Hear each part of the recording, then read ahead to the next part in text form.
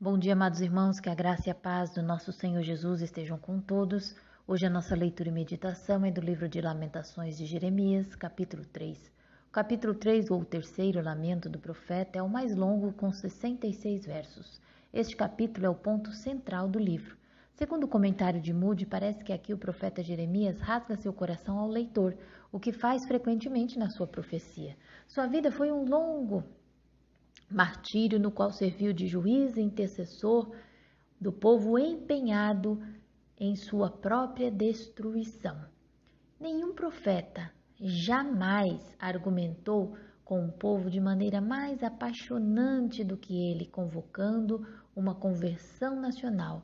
Esses fatos estão evidentes nesses 66 versículos. Os versos de 1 ao 18 descrevem as tristezas que Deus proporcionou ao seu servo. Versos 1 e 3. Eu sou o homem que viu a aflição trazida pela vara da sua ira. Ele me impeliu e me fez andar na escuridão e não na luz. Sim, ele voltou sua mão contra mim vez após vez o tempo todo. Nesses versos vemos a identificação do sofredor e o seu tema declarado. Ele fala como um judeu representativo que estava enfrentando caminhos tortuosos oriundos da ira de Deus. Os versos 4 ao 13 descrevem a tribulação a qual o profeta estava vivendo diante dos contínuos ataques do Senhor, gerando sobre ele amargura e frustração. Ele vê que a sua liberdade se fora. Versos 7 e 8. Cercou-me de muros e não posso escapar, atou-me a pesadas correntes. Mesmo quando chamo ou grito por socorro, ele rejeita a minha oração.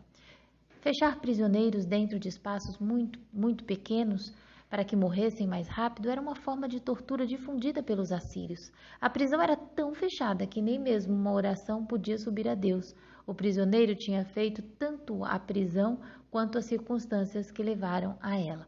Mudando a figura, o autor retrata Deus como um animal selvagem pronto para rasgar em pedaços qualquer coisa que cruze o seu caminho. Versos 10 e 11. Como um urso à espreita, como um leão escondido, arrancou-me do caminho e despedaçou-me, deixando-me abandonado. A nação já foi desmembrada por inimigos ferozes, agindo com autoridade divina. Em outras metáforas dramáticas, Deus é apresentado como um caçador experiente que atira flechas mortais em direção à sua vítima, de acordo com o verso 12. Elas penetram em órgãos vulneráveis, como o coração. Verso 13. Atingiu o meu coração com flechas de sua aljava. A alusão do autor a si mesmo como objeto de escárnio no verso 14 reflete muito das experiências de Jeremias. O indivíduo em questão aqui é ridículo somente para os que o cercam, porém Jerusalém se tornou objeto de zombaria em todo o Antigo Oriente Próximo. Verso 14. Tornei-me motivo de riso de todo o meu povo. Nas suas canções eles zombam de mim o tempo todo. O verso 17 também pode ser traduzido assim: privaste-me de saúde, esqueci-me do que seja a felicidade. A amargura era tamanho, o sofrimento tão pesado que o autor não conseguia expulsá-lo dos seus pensamentos.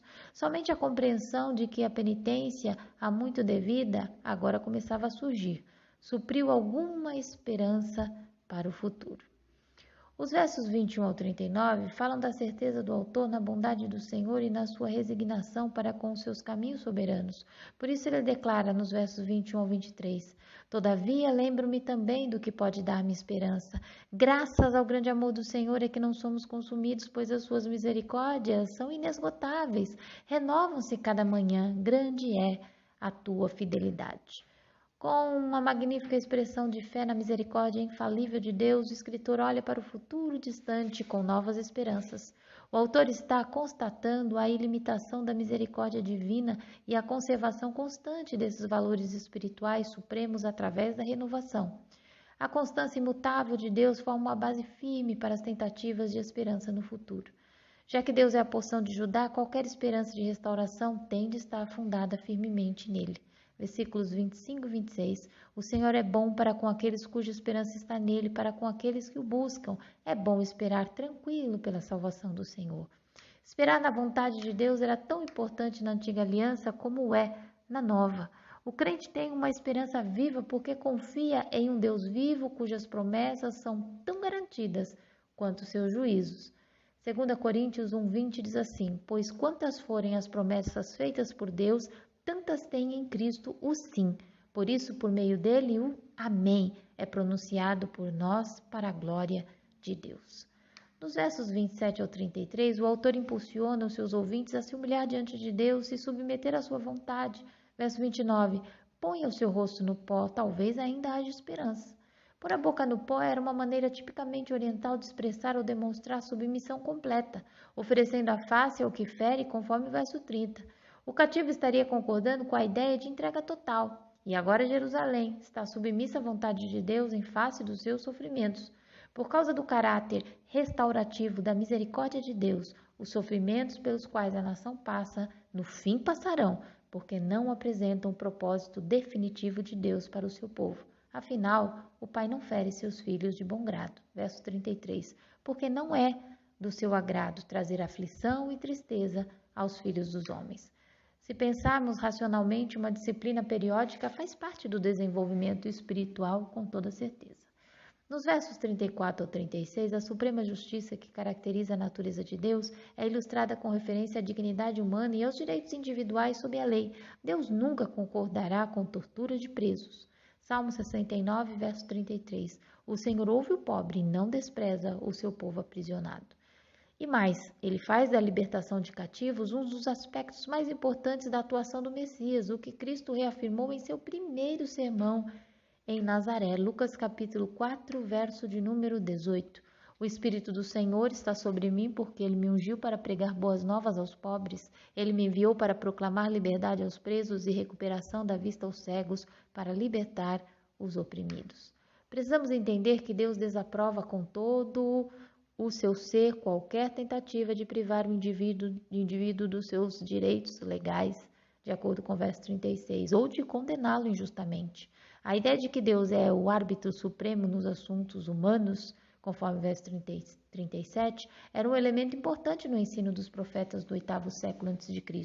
Por implicação, é também uma punição do tipo de profeta que se opunha a Jeremias e difundia esperanças falsas entre o povo. Versos 37 e 38. Quem poderá falar e fazer acontecer se o Senhor não o tiver decretado? Não é da boca do Altíssimo que vêm tanto as desgraças como as bênçãos? Como nada pode acontecer a alguém sem o conhecimento de Deus, cada pessoa deve suportar desgraças com paciência e sem protestar, confiando em que as misericórdias de Deus farão emergir o bem do mal. Romanos 8, verso 28. Sabemos que Deus age em todas as coisas para o bem daqueles que o amam, dos que foram chamados de acordo com o seu propósito. Precisamos entender também que quando um transgressor é punido por sua má ação, ele não tem também nenhuma razão para se lamentar. Versos 39 e 40. Como pode reclamar quando é punido por seus pecados o homem? Examinemo-nos e submetamos à prova os nossos caminhos e depois voltemos ao Senhor.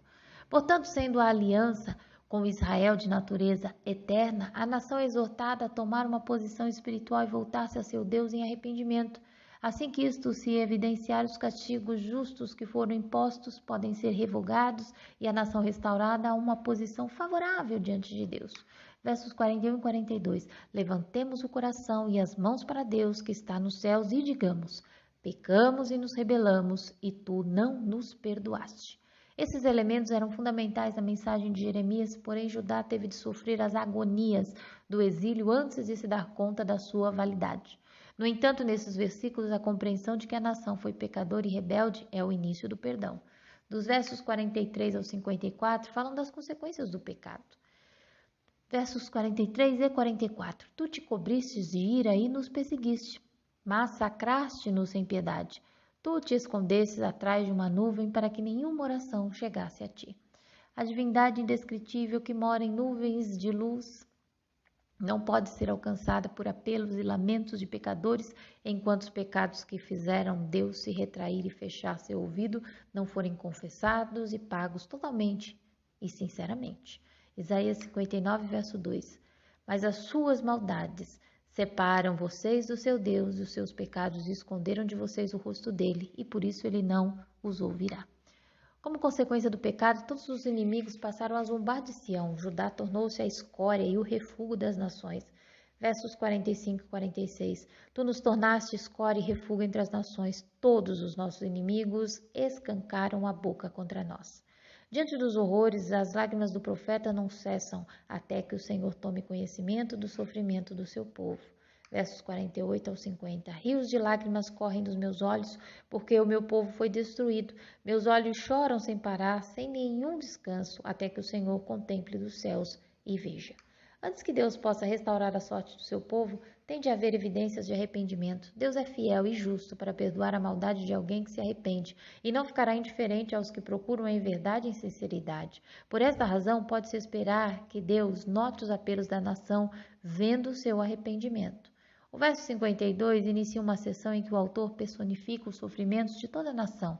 Ele tem dificuldade de entender por que a calamidade que atingiu Judá foi tão severa, dando tanto prazer maligno aos inimigos hereditários do país. Mudando a figura, a nação é apresentada como que soterrada pela enxurrada da destruição, perdendo toda a esperança no futuro. Verso 54. As águas me encobriram a cabeça e cheguei a pensar que o fim de tudo tinha chegado. Dos versos 55 ao 66, porém, encontramos a oração que levou o Senhor a socorrê-lo. Versos 55 ao 57. Clamei pelo teu nome, Senhor, das profundezas da cova. Tu ouviste o meu clamor, não feches os teus ouvidos aos meus gritos de socorro. Tu te aproximastes quando a ti clamei e disseste, não tenha medo. Agora que se arrependeu, o pecador tem seu pedido por misericórdia e perdão atendido. E essa palavra que nos enche de encorajamento, não tenha medo, como conforta o nosso coração quando o Senhor declara, não temas. O profeta completa a sua oração declarando no verso 58, Senhor, tu assumiste a minha causa e redimiste a minha vida.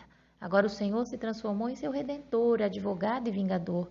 O cristão foi resgatado pelo mais alto preço, o sangue na cruz. Cristo providenciou a redenção do mundo, porém as pessoas ainda têm de experimentar individualmente uma salvação pessoal pela fé em Cristo. Todavia, mesmo compreendendo que a nação sofreu por causa do seu pecado, ainda permanece um sentimento de que houve injustiça. Verso 59. Tu tens visto, Senhor, o mal que me tem sido feito. Toma a teu cargo a minha causa.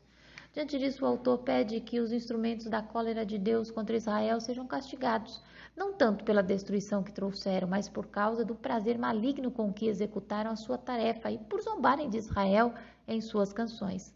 Versos 60, 61 e 64. Tu viste como é terrível a vingança deles, todas as suas ciladas contra mim. Senhor, tu ouviste os seus insultos, todas as suas ciladas contra mim. Dai-lhes o que merecem, Senhor, conforme o que as suas mãos têm feito.